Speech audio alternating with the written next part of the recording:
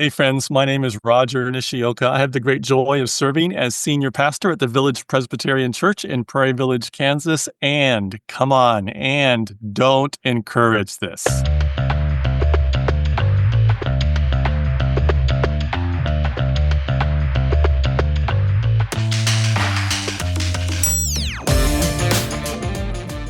From the heart of scenic, exotic Oxford, Ohio, just outside the city of Cincinnati, I'm Mark Von Bullock, and you're listening to Don't Encourage This, a series of conversations with creatives, artists, and interfaith voices. My guest this episode is the Reverend Dr. Rodger Nishioka, who currently serves as the senior pastor and head of staff at Village Presbyterian Church in Prairie Village, Kansas. Dr. Nishioka is widely regarded as one of the premier experts in youth, adolescent, and young adult ministry in the Presbyterian Church, U.S.A., and is one of the most sought-after preachers and teachers in the denomination. He served as the national coordinator for youth and young adult ministries in the Presbyterian Church from 1986 to 1999 and taught on the subject at Columbia Theological Seminary in Atlanta, Georgia, my alma mater, for 15 years. I've known Rodger for about 20 years now. I was first introduced to him by a mutual friend of ours back right around, I want to say 2005 or so, at a speaking engagement of his that he gave for the Presbytery of Western Reserve in Cleveland, Ohio. I was a student of his at Columbia Seminary back in the day. We'll talk a little bit about that during our conversation. But I also really wanted to pick Rodger's brain a little bit about how youth ministry has changed over the past 20 years. Many of our church leaders are doing youth and young adult ministry in a post-pandemic Gen Alpha world that looks very different from the one that many of us came up in. I wanted to ask him, as one of our foremost experts on this topic, what our churches can do to be agile and adaptive in helping young people whose lives were impacted by the pandemic during very formative years of their lives, and how we are still trying to wrap our heads around the ramifications of those years that are still unfolding and will continue to unfold for years to come. We also talk shop a little bit about doing children's sermons during worship on Sunday mornings. I'm an associate pastor in my current church role, and so, like many associate pastors, doing the children's sermon on Sunday typically falls to me. I love doing it, but I'm also very aware that not everybody does. As somebody who taught Christian education for many, many years, Rodger will offer us some tips and tricks on how to navigate those 3 to 5 minutes that we have on Sunday mornings when interacting with very young children, and anything can happen. We also talk a little bit about Rodger's journey from academia into ordained parish ministry at Village Presbyterian Church, where he made history as the first person of color to serve as their head pastor in their 75-plus year history. Rodger walks us through the story of how this came to be and reflects on what this journey means to him personally and how he's been changed and transformed by it. I'm pleased to welcome Dr. Rodger Nishioka as my guest on this podcast. I have wanted to interview Rodger for a long time. He was actually somebody that I wanted to have on when I was doing the old Cringe podcast back in the day, and for one reason or another, we were never able to make that happen, so I'm thrilled to get to talk to him today. Let's hop on a Zoom call with Rodger Nishioka.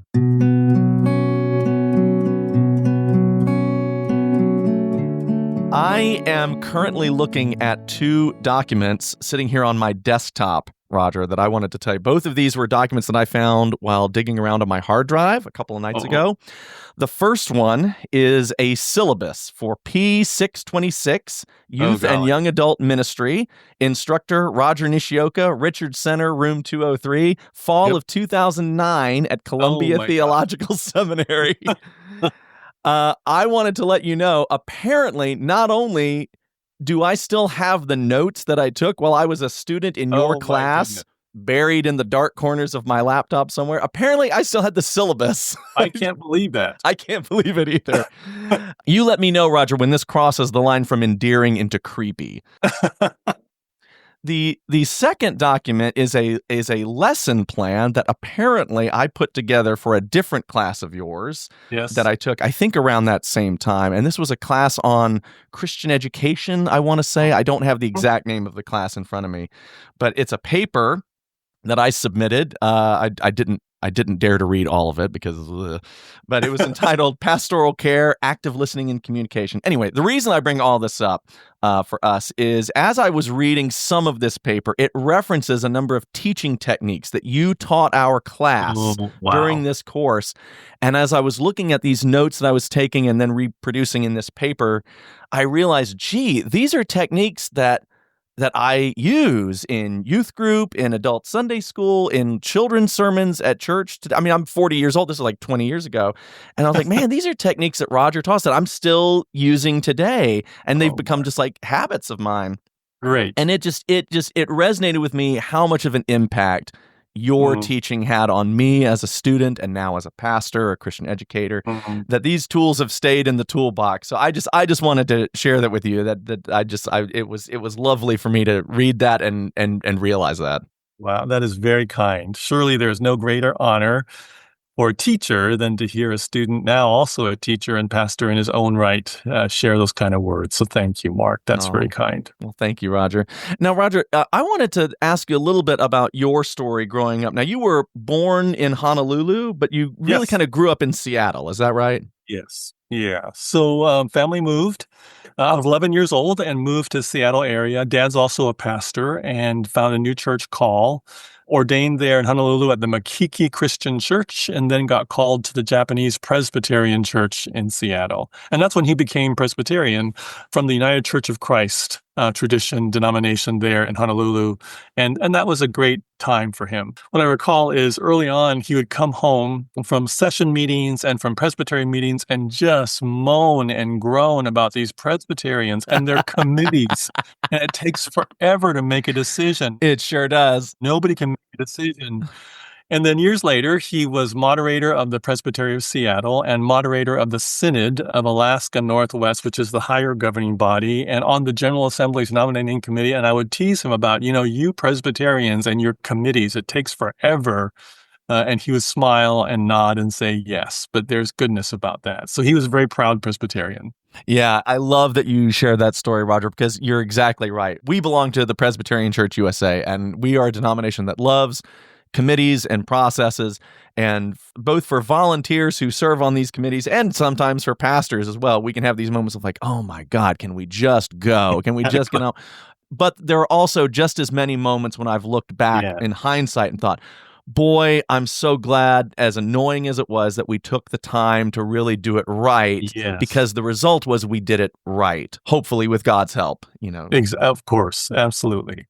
So as our listeners are likely surmising at this point, you grew up as a preacher's kid. I wanted to ask you, what were your adolescence and your growing up years like as a preacher's kid?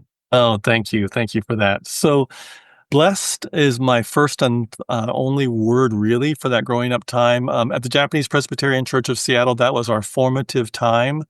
Obviously, this is an ethnocentric church, mostly Japanese Americans, but also included other Asian Americans, and then persons of all races, of course, but very much a Presbyterian and very much a Japanese culture.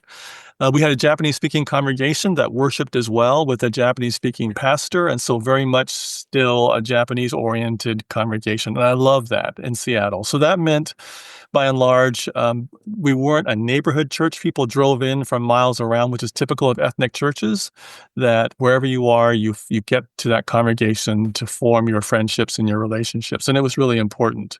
Also had a mom who loved being very much an extrovert and just loved being part of the church, and was involved with Presbyterian women and ended up being stated clerk of our session, which was a little odd to have dad as the moderator of session and mom as the clerk. That is a little odd. Yeah, and then at one point I was elected elder as a young person, and so the three of us were on session, which was fascinating.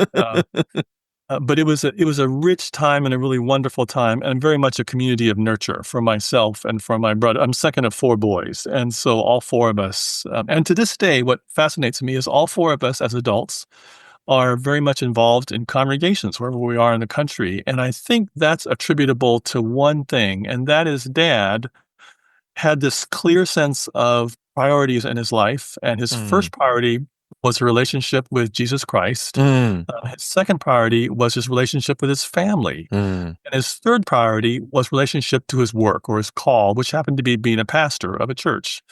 I think, sadly, And you and I have to be careful about this with ourselves, that some of us in the clergy, our first priority can be our job, our sense of calling to our congregation, and even more our relationship with God and certainly with other family and friends. I think there's a danger in that. I think Dad got that order correct, that his first relationship was with Jesus Christ, his second was with his family, and third was with the church. And we felt that. And I think that's one of the reasons why all four of us have grown up and are continuing to be involved in church, is because we experienced that through our father and our mother, and that was important. Rodger, it occurs to me as you were sharing this story that one of the lessons that your dad, I think, perhaps imparted in those priorities, and I've had this thought before, but I've never articulated quite the way that your dad did, which is he prioritized the relationship with Jesus Christ is up here at number one. Mhm. Relationship with work is also in this list, just below family, but that those two things are separate. Yes, very good. They are related, but they are also distinct. They are not the same. And I think that's a really important distinction that pastors can make. Because I sometimes wonder if one of the reasons why we as clergy sometimes fall into that trap of becoming just like workaholics and being at the church all day and never having time for anything else is I wonder if we sometimes confuse our relationship with the church with our relationship with Jesus Christ. In other words, if I'm letting these people in the pews down, am I now also letting God down? And it sounds like your dad did a very good job of understanding the difference between those two things. I think that's very important. Beautiful. Well said. Well said. Years later, I came to this understanding. If we look at who Jesus is and the way he lived, so certainly, he's healing and teaching and preaching, but there are distinct moments where it says he left the disciples and the crowds and went off by himself to pray. Mm-hmm. And it was years later that I began to do some study about that and realized, when he left those crowds and the disciples, there were people, I'm sure, who were in line waiting still to see the Lord, and they wanted to be healed, or they wanted to hear what he had to say, or they brought questions or problems to him as a rabbi would receive those questions and problems. But yet he took the priority to leave those crowds and go off by himself to pray, because his relationship with God was the most important thing. And I think he realized that without that relationship, he couldn't do the healing and teaching and preaching that he was called to do. And he couldn't be in relationship with his beloved, who are his disciples, those women and men who followed him and walked with him for 3.5 years. I think that order comes to us through Jesus Christ. And to his credit, my dad got that. And I'm grateful. I think that's why we're still all involved in churches. Absolutely. I love that. And there are also stories in the gospel as well. And if I was a good seminary student, I would have chapter and verse citations ready, and unfortunately I don't. But we also know that there are stories like that where there are crowds waiting for Jesus, and Jesus has gone off somewhere to pray. And his disciples, who I think we could effectively compare to being like his congregation-ish, come to him and say, "Hey, dude, where are you at? There's all these people waiting for you. Exactly. You've got to come." Essentially, Jesus's congregation saying, "You've got to come back and do this stuff." And Jesus not only goes off, he says, "Nope, I'm not going to do that. We're going over to the next town now." Exactly. God is sending us here now. And so I think, that's such a great point, Rodger. We see in Scripture, even Jesus differentiates that there's the needs of the people that have shown up to worship God, and then there are also God's needs, and those are not always the same thing. Well said. Well said. Thank you, Mark. They may sometimes be the same thing, but not always. Yeah, no, true. I think you're right. Well, Rodger, according to my extensive dossier of research that I've put together here, you served as the national coordinator for youth and young adult ministries for the Presbyterian Church, U.S.A. from 1986 to 1999. Is that correct? Yes, correct. How did that come about? And what did those 13 years of your life in ministry mean to you? Wow. So, fresh out of college, Seattle Pacific University, a Free Methodist-related university in Seattle, I ended up doing a volunteer and mission year as a young adult, and ended up serving in the national offices in New York City for the United Presbyterian Church in the United States of America at 475 Riverside Drive, and was an intern there and had a marvelous year. It was an important year, and it was kind of a testing year, I guess, to see if I was thinking about ministry full-time. I ended up in New York City working with the Youth and Young Adult Ministries department with two supervisors, both co-directors of that department, who were in struggle with each other. They were competing with each other, and it wasn't a good office environment.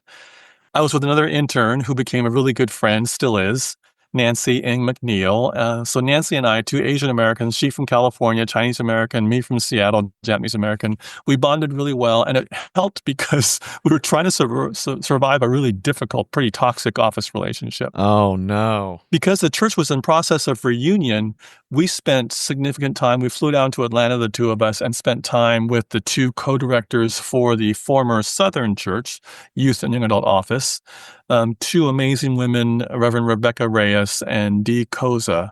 And they were the opposite of what our colleagues in New York were. They loved each other. They had a great time working with each other. They had a vision for youth ministry. In fact, at one point, I remember Nancy and I both asked, could we transfer from New York City down to Atlanta?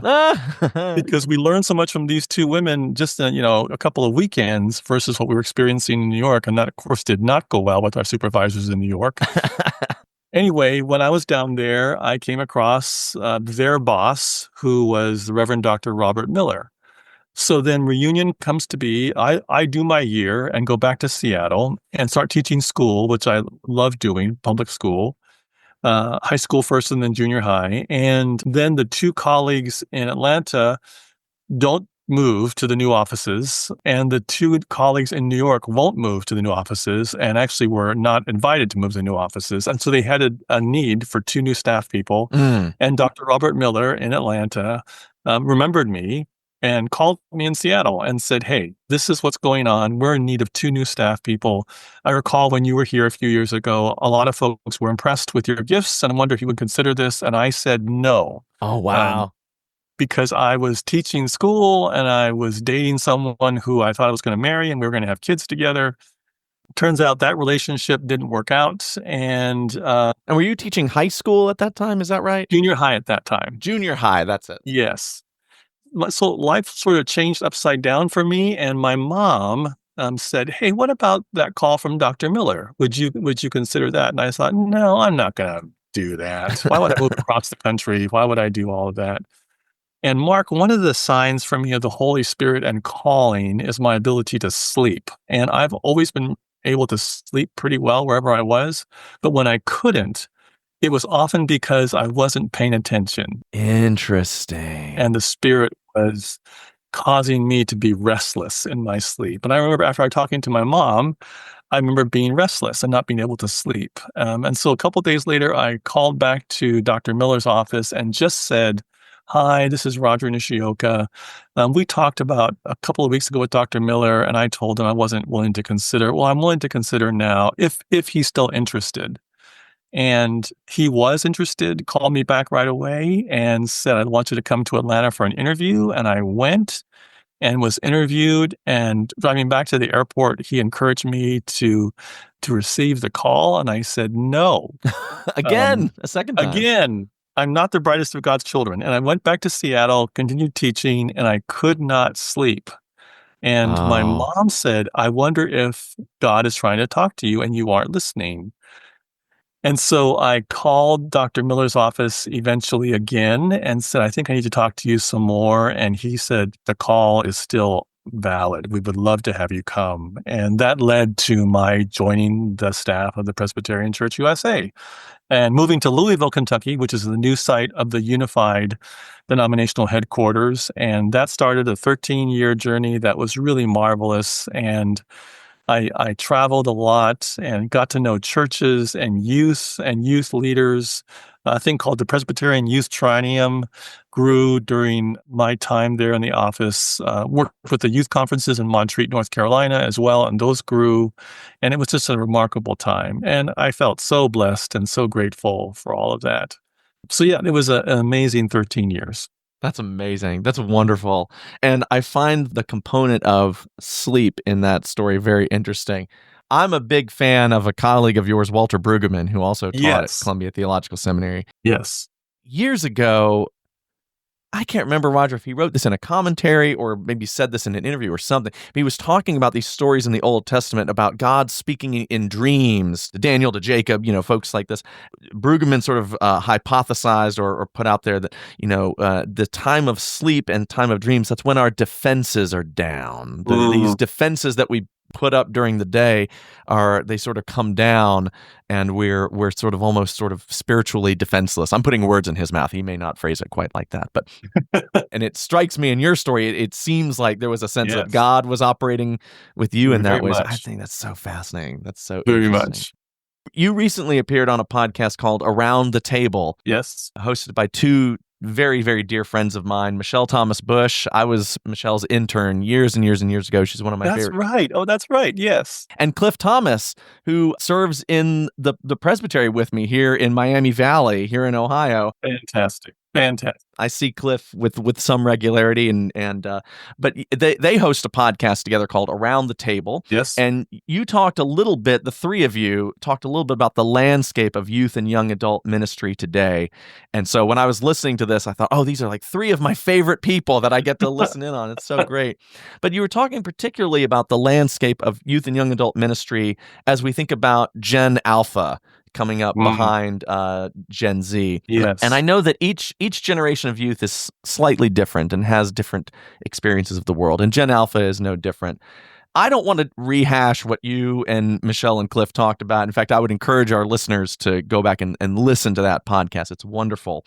But I know that a lot of churches and parents and youth pastors are concerned about these generations of young people who were impacted by the pandemic during very formative years of childhood and adolescence and young adulthood.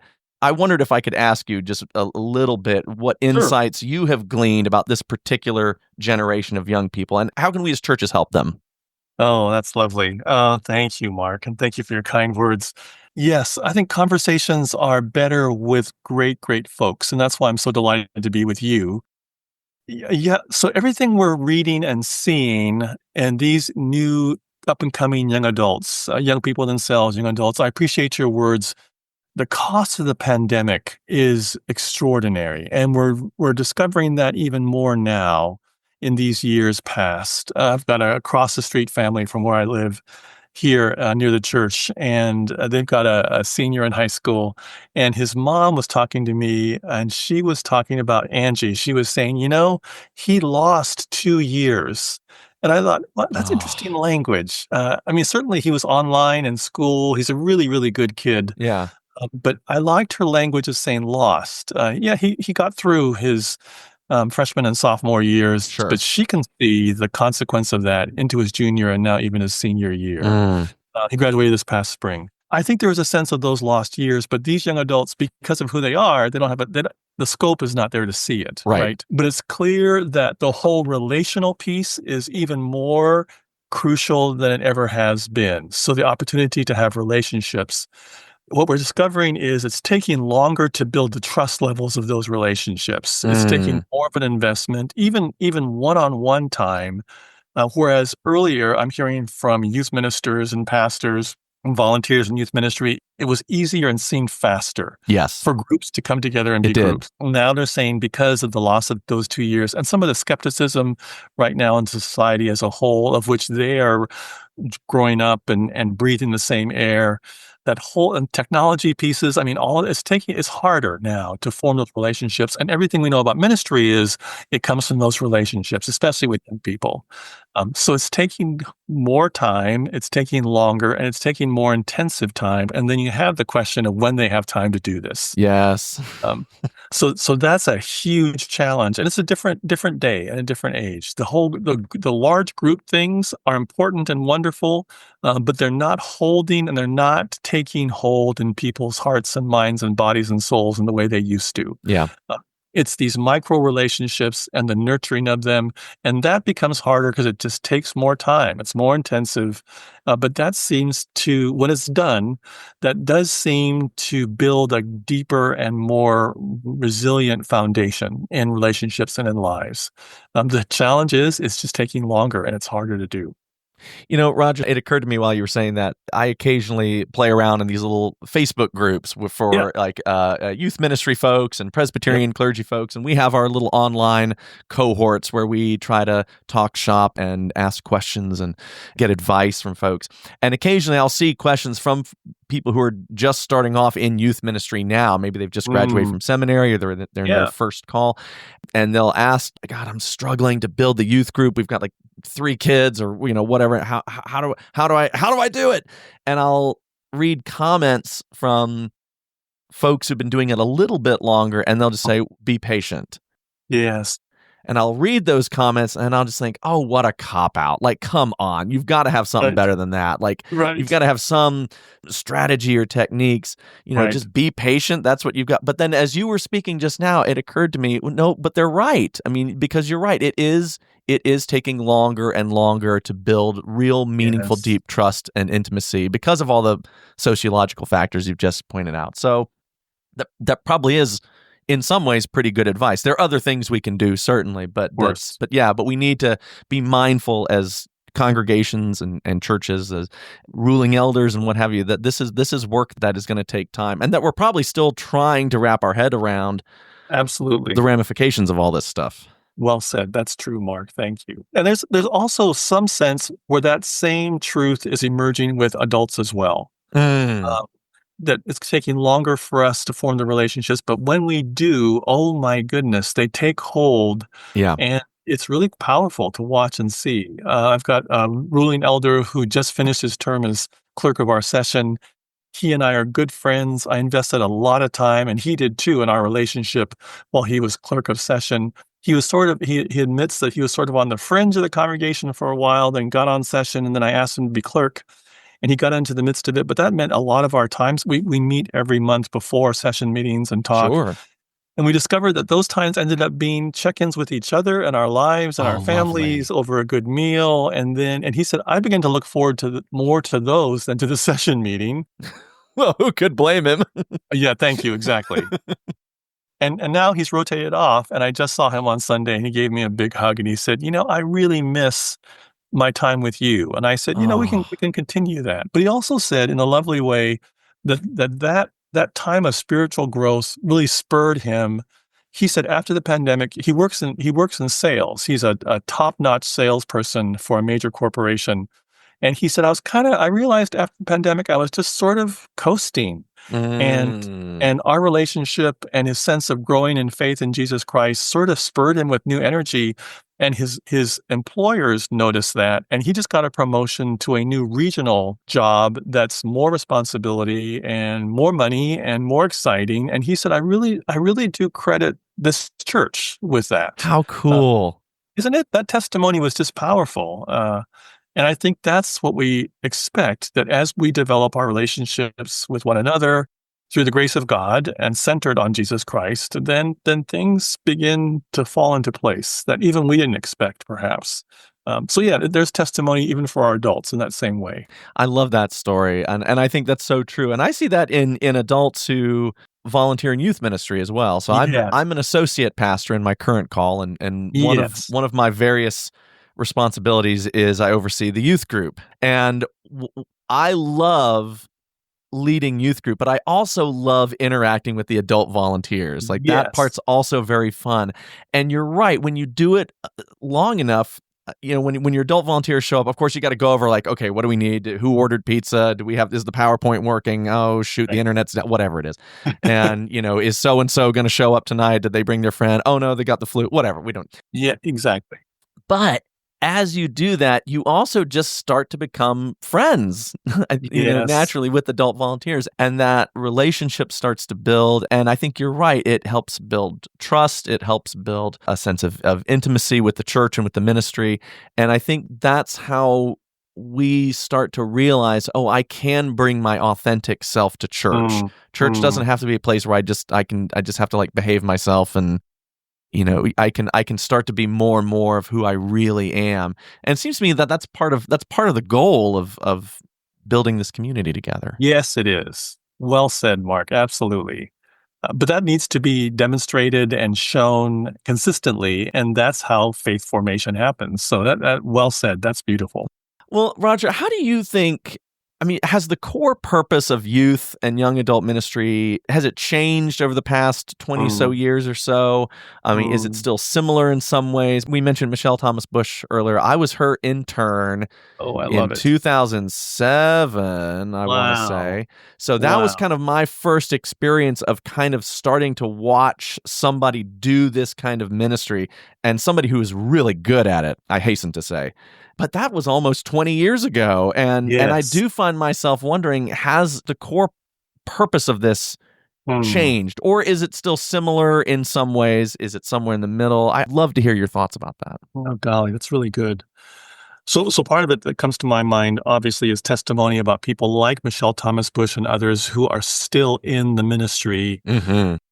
And to their credit, Michelle's especially, the ability to adapt and to change. We talk about the whole conversation, right, about adaptive leadership and what that means, and the ability to delve into that resilience so that when situations change, you continue. Your question's a good one. I'm not sure that the core purpose has changed at all. The core purpose, of course, is to help young people build relationships with Jesus Christ Amen. so that they can thrive and grow as people who are inherently children of God and created in the image of God. I'm not sure that that has changed so much, but I do think what has changed is their world. And Yeah. because the world has changed, that means you and I, if we're in ministry with them, have got to be more adept and more agile. And to be honest, that's not always the strength of the church. Agility is our strength. We like to do things the way we've done them, and I appreciate that as much as the next person, but I think this is also part of what makes leadership a challenge these days, is what we did last year isn't necessarily what's going to happen this year. Yeah. The pandemic taught us that. I recall when it first came, I was senior associate pastor here at Village Church, and Tom Ars, my senior pastor, a good friend of mine, and I'm grateful for him still. Tom and I got together and we said, well, we'll close down like everybody else. Well, 8 weeks, 12 weeks tops. Right. Which is what we all thought it was going to be at Right. How first. long can this last? Right. Right. And then a year and a half later, so it's the agility. It's the ability. I think what it taught us. I was talking to one of our denominational leaders, and he was a Presbyterian executive at the time, and he said what really impressed him was these congregations, some of them very, very small. He was able to watch their leadership re-envision new ways of being church just in a matter of weeks because they realized needs were greater than ever before. People yearned for connection, so it has to look different. So what does that mean? Everything from moving worship outdoors where they could.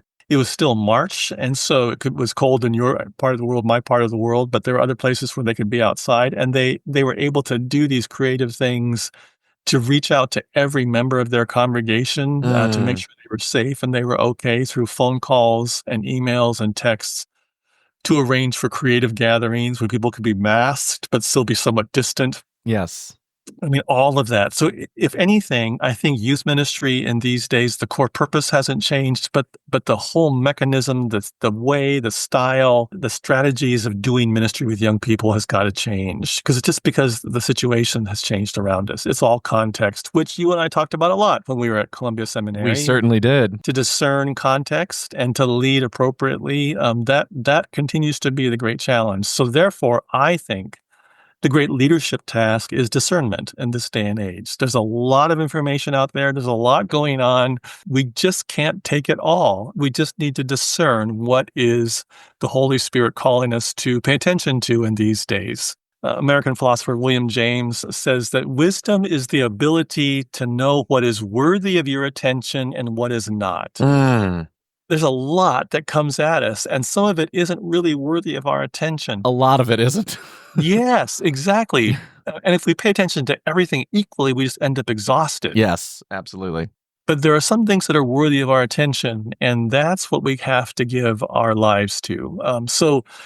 So yeah, strategies and things are coming and flying by. What is worthy of our attention? What kinds of ways of ministry, the practices of ministry, do we adhere to in this day and age? The purpose is the same: to glorify God and enjoy God forever. and to help our young people know who that is and who they are and what that means. But how we do that, that's the great challenge of the day. Yeah. And it sounds like maybe that's the piece that might be changing. Not the goal, but how we get to that goal. Exactly. And also how we help young people discern, like, who has God called me to be? Like, what's the purpose of my life? Beautiful, beautiful. I mean, I remember as your student, sort of getting that into my head, that part of ministering to youth and adolescents, that stage of life is the beginning of the journey of really asking the question, like, who am I going to be? What is my purpose? Yep. And it seems like part of our job is to help them figure that out, and also to put that in a framework that your purpose is this is God's purpose ultimately. Yes. That we're all trying to serve God's purpose, and you have a key part of that. Yes. So I don't know, is that fair to say, do you think? That's very fair to say. I love that. That's really well said. I was at a youth conference, part of a leadership team, a youth triennium, actually, and one of the members of the design team, which is the team of young people and adults who plan this thing for 3 years and get together, and then we see the culmination of it. And there were several thousand young people there in the music hall at Purdue University, and I was standing off to the side next to one of our members of the design team, a young man who was a senior in high school from Milwaukee, and he was Arnie, and we were closing worship, and he was just bawling. Leaned over and said, "Arnie, are you okay?" And he said, No, I'm not. And I said, "Arnie, what's wrong?" And he said, "Don't you see, Rodger, I will never feel this close to God again." Oh, and I'm wow. putting my arm around him and hugging him and saying, "Oh, Arnie, yes, you will. That's the miracle of this moment. I promise you, you will." And he's like, "Really? How can that be?" I said, "Because God is beyond our imagining. Yeah. God will draw you even closer in the years ahead. Just stay with God, and God will do that." And so I think part of our gift, right, is to give young people in their identity seeking a kid earnestly saying, "I will never feel this close to God again," and to promise them, "Oh, yes, you will, because God is even more faithful than you can imagine." That helps shape their identity and looks to their future. Oh, that's beautiful. I love that. I love that so much. Rodger, I wanted to ask you a little bit about children's sermons. We're shifting from youth and adolescents down to children. Another one of my responsibilities as an associate pastor, and I think a lot of associate pastors probably wind up with this responsibility, Sure. is leading the children's sermon during the worship service on Sunday morning. Yes. And I love doing that. It's one of my you are great at it. Well, it's one of my favorite things to do. It also, in my opinion, it's one of the easier things that I get to do. Good. I not only enjoy doing children's sermons, but I also enjoy thinking and talking about what makes a good children's sermon, what makes them work, what sometimes are things that can be improved or don't work as well. And you're probably, I think, one of the best people to talk to about that. And I wanted to share a story with you about one of your staff persons. We were just talking about Alice Whitson a little bit earlier. Yes. She did a children's sermon at your church, I want to say within the last few months. I don't remember the exact date.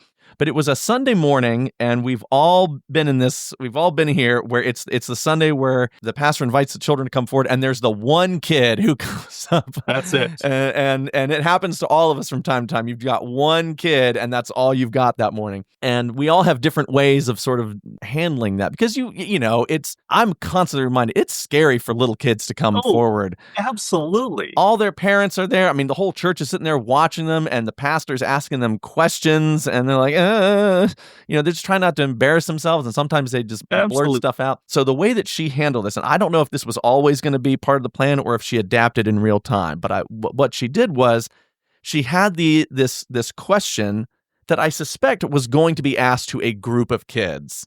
Yes. And instead of asking this one kid to answer the question to the whole group, she turned to all the adults and said, "Okay, we're going to partner up. I want you to turn to the person sitting next to you in the pew, and that person's going to be your partner. And the two of you, we're going to take a few minutes to think about the question, who would you invite to dinner?" or whatever the question was. Yes. And then she turned to the one kid who had come forward and said, "And you and I are going to be partners." I love that. And she said, "Okay, let's take 2 minutes, turn to your partner, talk, da-da-da-da-da." And then she turned her microphone down a little bit, and then she just talked to this kid. And I'm sitting there watching that and thinking, that is brilliant. It really was. What a great way to handle that, because number one, it takes the spotlight off this kid. This kid's not in the hot seat anymore where they're having to answer questions in front of this huge group of people. It gives the adults a meaningful engagement in this lesson where they're chatting with the person sitting next to them. And then when they came back, she said, okay, I'm just going to make up a name for this kid. Julie and I were talking, and she said she would invite grandma, grandpa, blah, blah, blah, blah, blah, blah. And I was so impressed by how she did that. And I just thought, I'm just going to tuck this away in the back of my brain. I'm going to steal that idea one day. But I love that. Yes. And so I just wanted to share my kudos about that. Thank you. I will pass it on. Yeah. And I just wanted to ask you, what do you see as some of the core things we're trying to accomplish in that 3 to 5 minutes during the children's sermon that we have just for the little kiddos? Oh, yeah. Thank you, Mark. It is a thrill to me to hear you say how much you love doing the children's ministry time, children's sermon time. I love that you love that. You know, a lot of your colleagues, pastors, associate pastors, senior pastors, don't love it as much as you do. That's fair. Yes. It can be an unpredictable thing. Exactly. And when you open yourself up and ask a question, whatever happens, right? Yeah.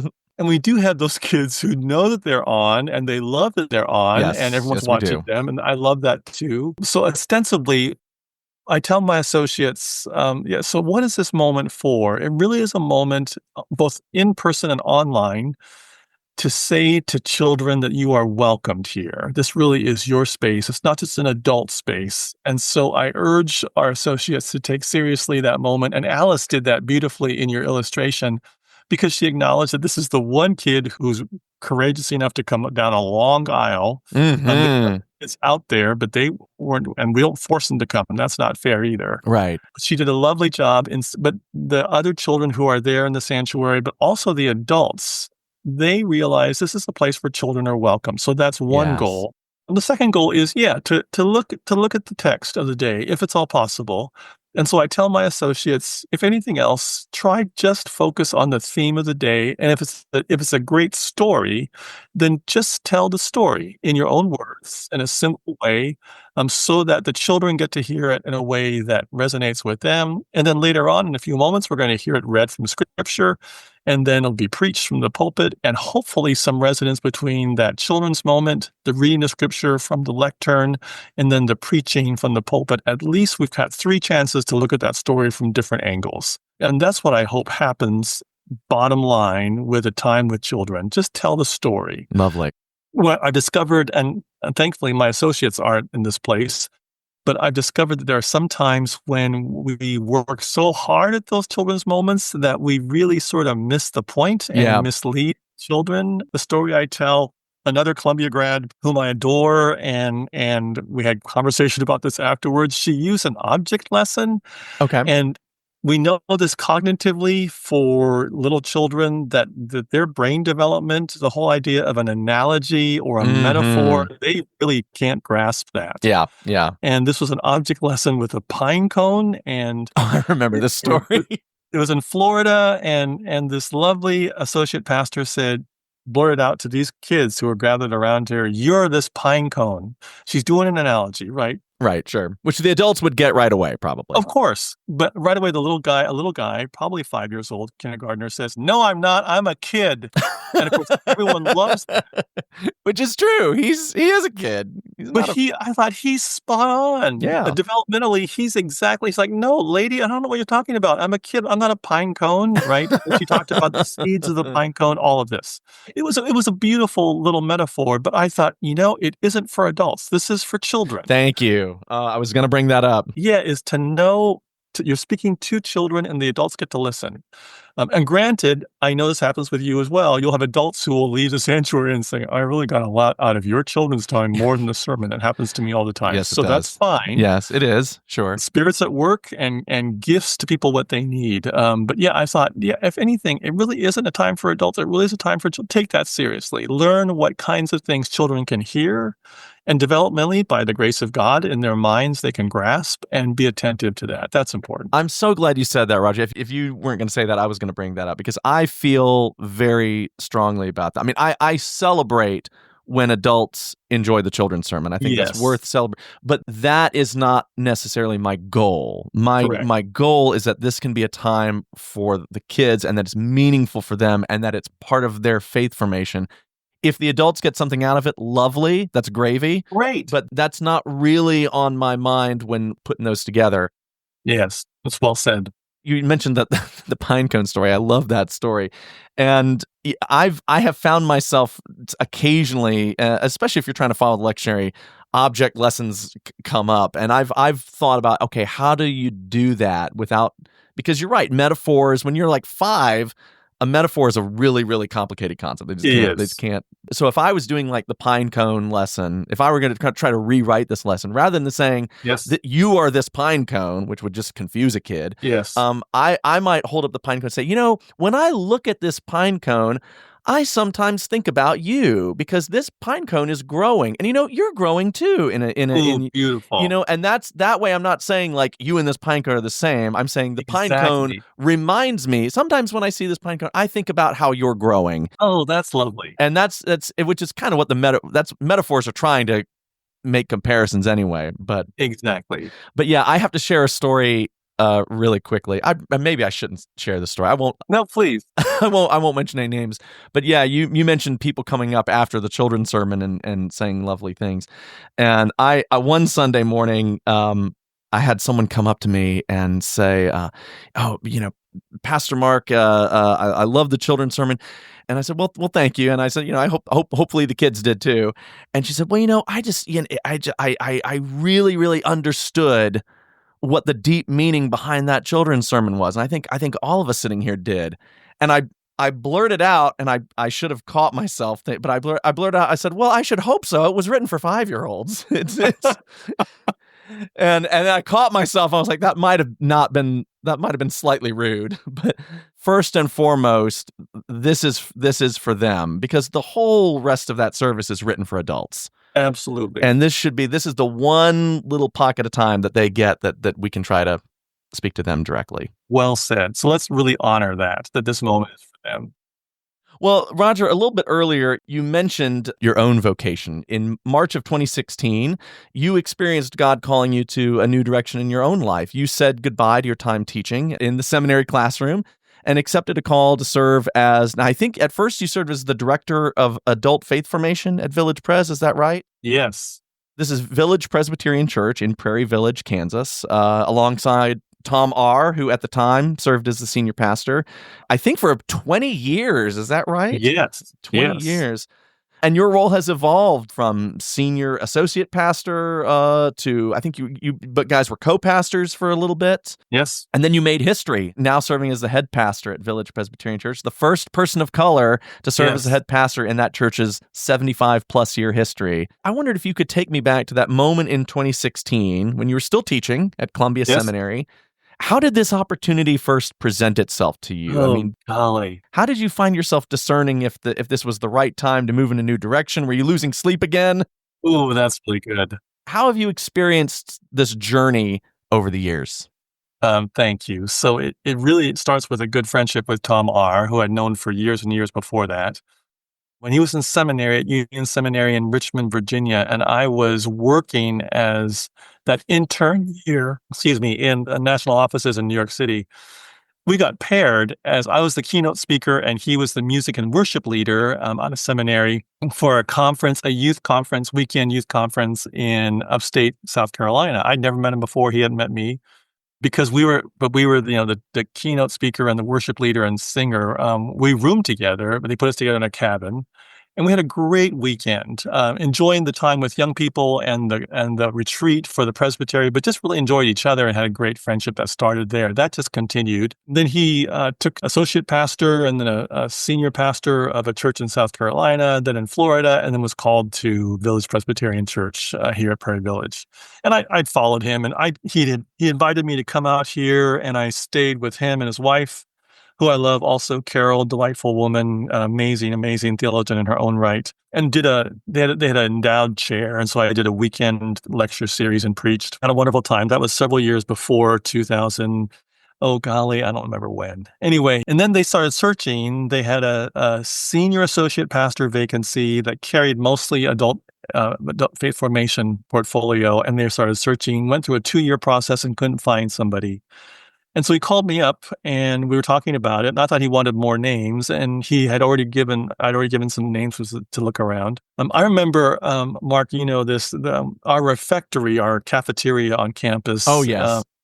Is Richard's Center, and there's a hallway there with long tables, and around the perimeter of the hall is the professors emeriti, portraits of the emeriti professors. And I recall literally sitting there. I was waiting for a student to meet I want to jump in really quickly. I'm so sorry, but I want just to paint the picture for the listeners. Yes. First of all, not only do I remember this refectory, which, as you said, that's just seminary speak for cafeteria. Right. I used to work. I worked for 4 years. Well, that's right. You did. I went through 1,000 hairnets, serving mashed potatoes, macaroni and cheese, and all. But if our listeners can imagine something almost like the grand hallway at Hogwarts. At Hogwarts, exactly. And there's all of these like grand portraits of all of the professors and pastors over the years that have served there. It's something kind of like that, if you can picture it. It is. Although unlike Hogwarts, they don't move. They're just they're still. Yes. Anyway, I recall sitting there and looking up. It's a distinct memory, and looking at these portraits and thinking, "Okay, Lord, I guess then in a number of years I'll retire and I'll go up on the wall and be one of these portraits." And within a few weeks, this is Holy Spirit's timing. Within a few weeks, I received a call from Tom to think about. And I thought he wanted more names, and it turns out he said, "Could you just come? Because my committee's been looking for a person for 2 years. They're really sort of deflated. They could use some inspiration. Let's just show them what's possible. So come, talk about adult faith formation, talk about trends and challenges, and inspire them so they keep on going. We can find the right person." And I wanted to see him and see Carol, of course. And so I came back out here and had a marvelous time with the search committee on that Saturday morning at their home. I walked in and I'm greeting people, and we sit down and they start asking me questions. And it wasn't just questions about the nature of adult faith formation or my ministry there at Columbia. It was questions about the possibility of what would I think about if I were serving here? How would I change? Oh, wow. And I turned to Tom. So it was already kind of on their radar a little bit, maybe. I turned to Tom and I said, "Is this an interview?" And he goes, "No, we're just having a conversation." And to this day, yeah, exactly. And so back to your earlier point, so then we had a great conversation. And to be honest, I began to fall in love with these people, thinking, this is a great group. If this is, because you and I have stories, right? Sure. Teaching for years, I would have students come back after a meeting with a pastor nominating committee or an associate pastor nominating committee and say either that was a great committee, or, "Oh dear, if this is who they elected to search for their pastor, I'm not going there because those people are crazy." Yeah, of course. Well, this was an amazing committee and still is. Cool. And so I then had lunch with them and then took a break and then had dinner with Tom and Carol at a nice restaurant, and then went back to the hotel, and I could not sleep. Oh, there we go. There it is. I knew it. It started that journey, and that journey ended up within a matter of months, my resigning. I had just earned a full professor and was already in an endowed chair as a named chair professor. I mean, in terms of academics, I've sort of reached the point, right, and I was just going to stay there for the rest of my career. Sure.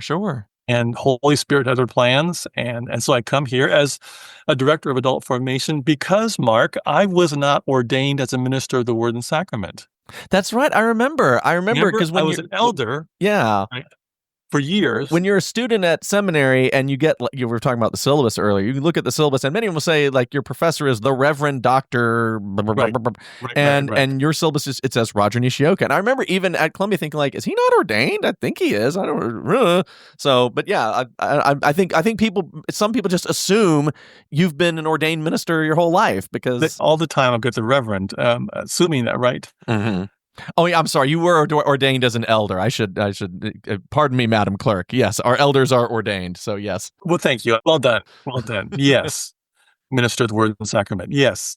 One of my colleagues, was Kathy Dawson, professor, and she was Reverend Dr. Kathy Dawson. Mm-hmm. But we would often get mail addressed to us, and it would be Kathy Dawson and Reverend Rodger Nishioka. And I thought, oh, that's fascinating, right? The assumption is that women are not and men are. Yes. So came here as director of adult faith formation, and then a year and a half later, of course, went through the process and was ordained as minister of the Word and Sacrament, and then became senior associate pastor.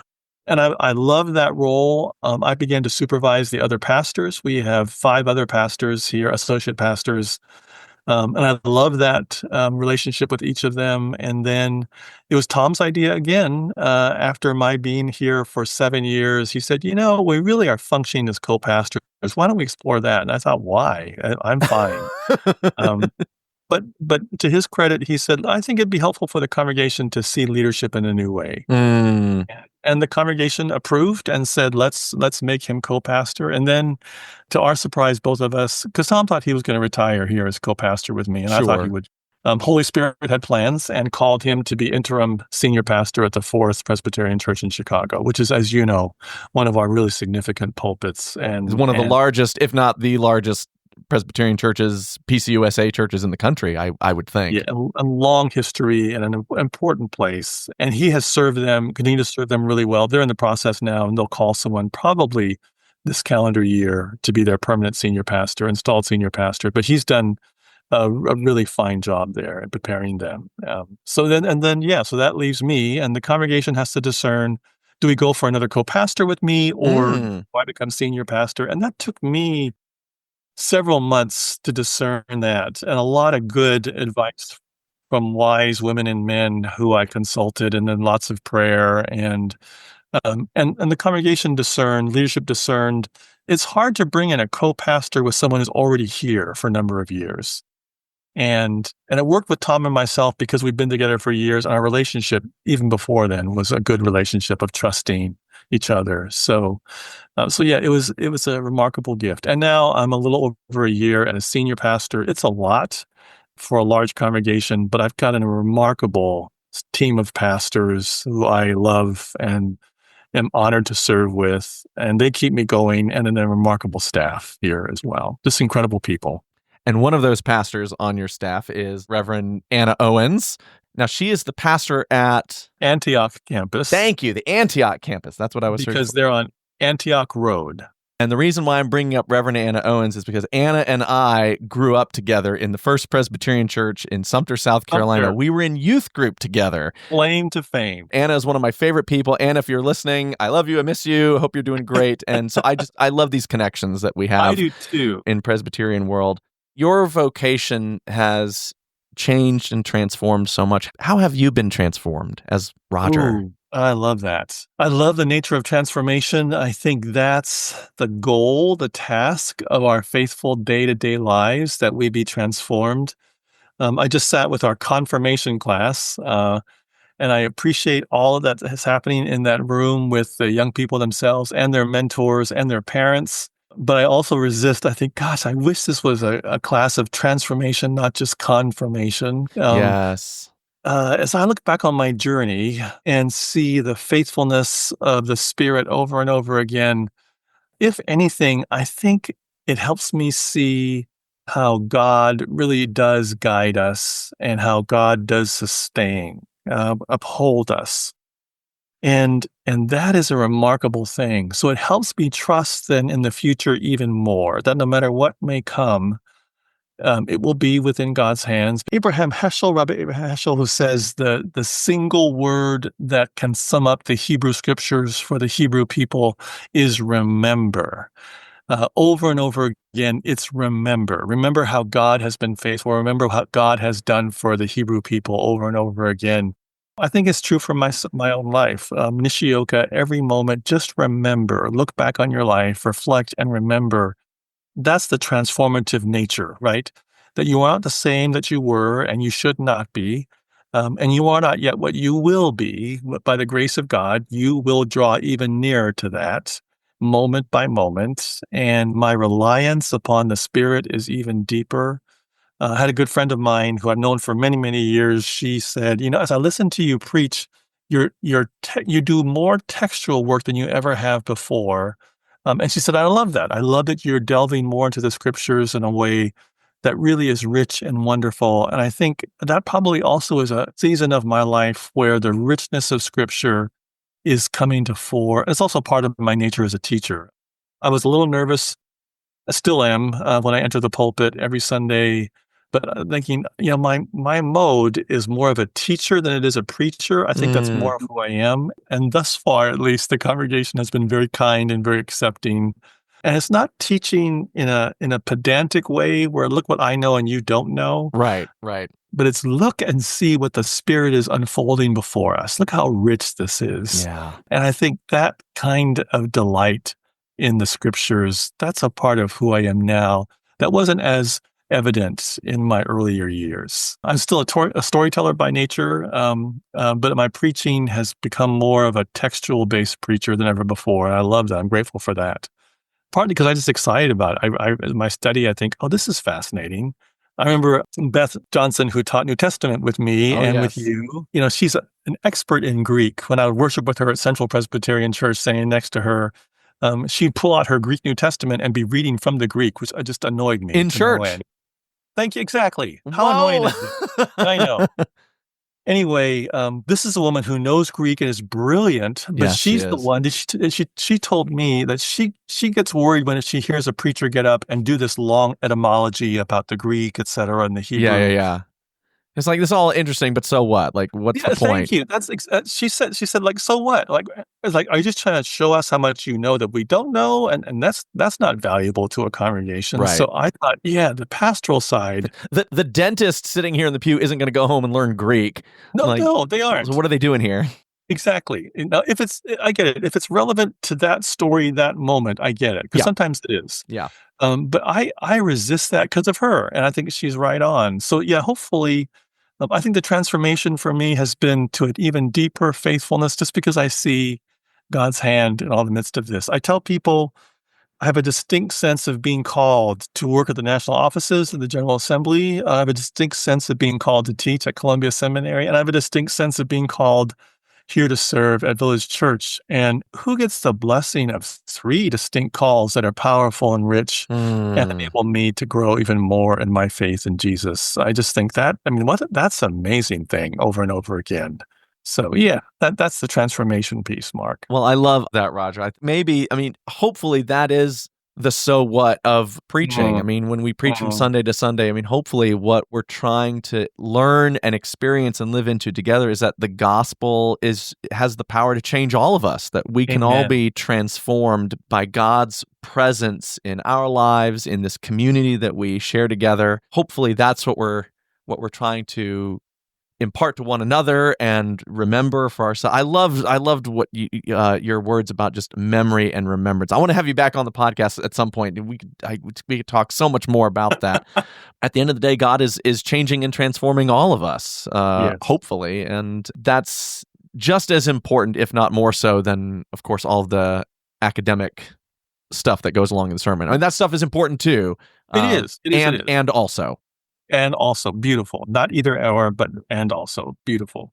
Well, the Reverend Dr. Rodger Nishioka serves as a senior pastor at the mission campus of Village Presbyterian Church in Prairie Village, Kansas, and you can find them on the web at www.villagepres.org. That's Village, Village, Pres, Pres.org. You can connect with their virtual worship services. You can check out Rodger's weekly e-notes on YouTube. We were just chatting a little earlier off mic about how much I love those. Rodger, thank you so much for taking the time to speak with us. It's such a joy to see your face and hear your voice again. Oh, Mark, it's a delight to see you. I'm grateful for you and for your ministry and wish you all the best. And thank you for this opportunity. That's going to just about do it for this edition of Don't Encourage This. My thanks again to Dr. Rodger Nishioka for joining us as my guest this episode.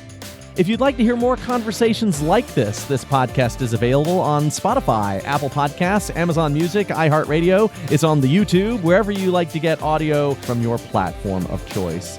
If you'd like to contact the program, the email address from the show can be found at www.don'tencouragethispodcast.com. From Oxford, Ohio, I'm Mark Von Bullock. Thanks again.